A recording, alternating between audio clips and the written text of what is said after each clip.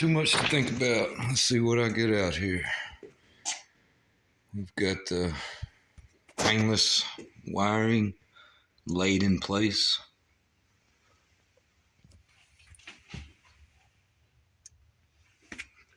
With the fuse block mounted to the firewall.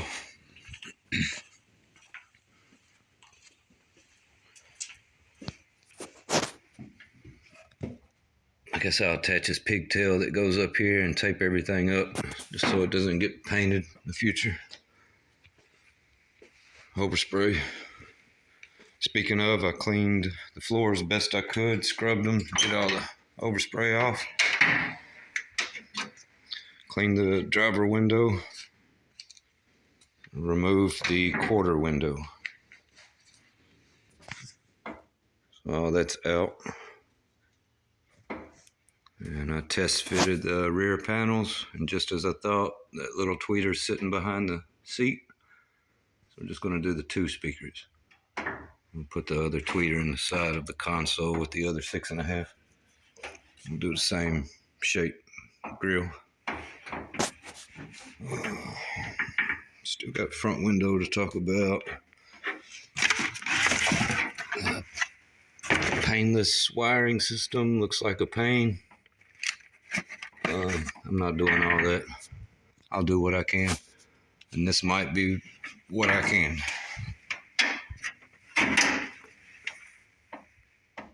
Kind of laid everything to where it goes and rolled up.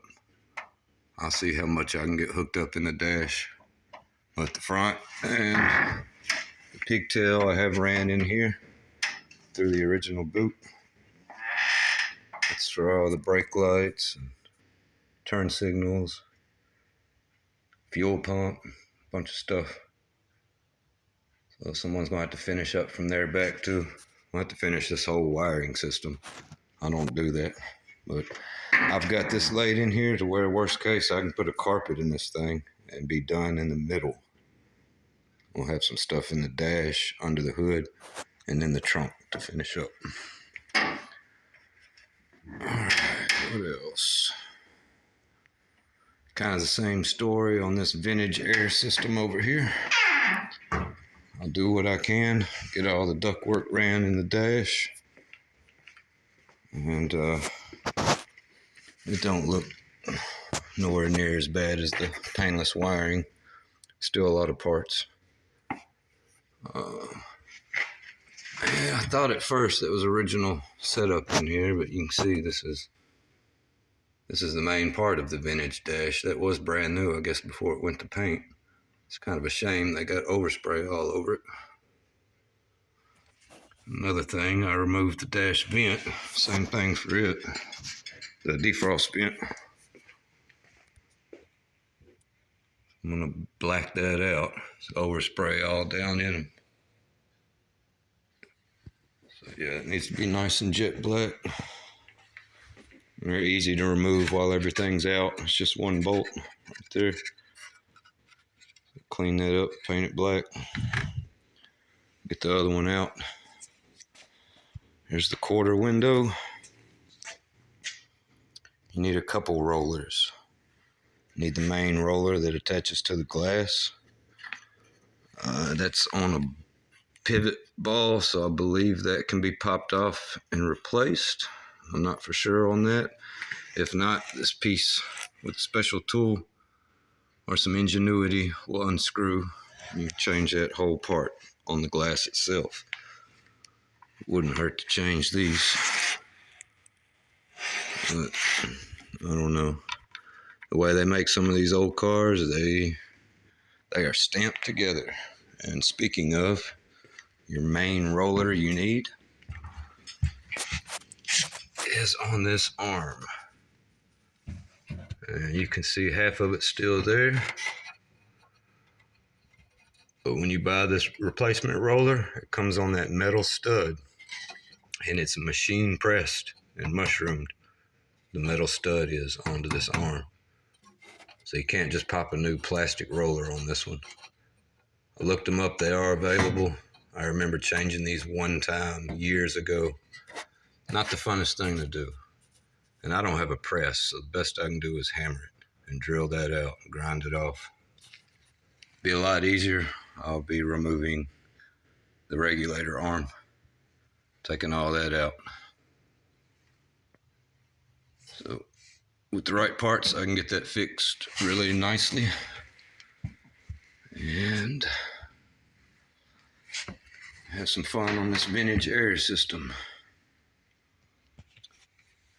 I'm gonna hit that up with some black paint before it's over with, at least where you can see it from under the dash. Get the face of it best I can. May even remove it. Looks like it's just a few screws. All right, so next step, I want to get a front glass in this thing. There's a few other things that need to be done first. Went ahead and removed the old clips that were still in here for the chrome trim. Speaking of, we got a lot of stuff to talk about here. This is the trim for the top. She's a little jacked up. Might want to find you a new one. Even if you have one of the best metal workers, try to bend that back straight. Oh, yeah, someone's really pried that off and ripped that off. So, and we only have one of your pillar post chrome trims. So this goes across the front, top of the front window, that way. And the pillar post trim goes down the side. You see, I cleaned that up halfway. Should clean up decent, but you're missing the driver's side. Brought me a bunch of extra parts I've been going through. I'll get to the bottom of that box, but it's not in there. So, there's that trim. But before clips, before window, before this chrome trim,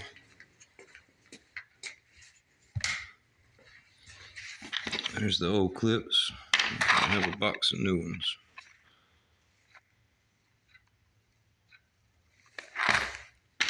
Seven of them, 7 across the top.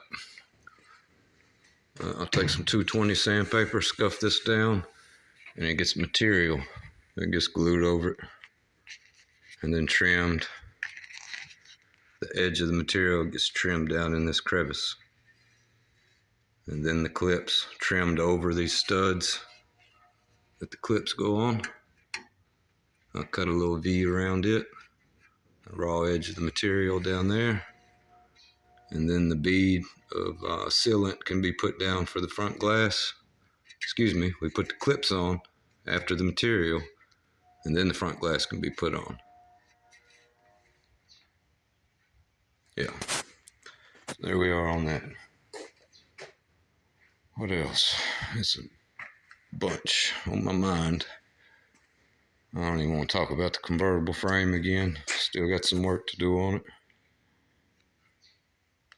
I'm gonna remove the rest of this weather stripping and clean all this header up. Clean the whole thing up, sand it down, paint it. So I'm most likely gonna remove it from the vehicle.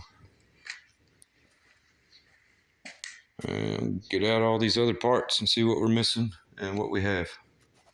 Oh, here's the last thing for this video. Started disassembling the dash. Got all the vents there. So each part will be scrubbed and cleaned up, recovered, put back together nice and neatly. Possibly customized, whatever it needs.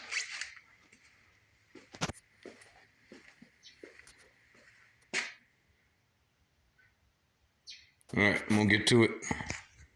Till the next one, I'll keep you updated. Peace.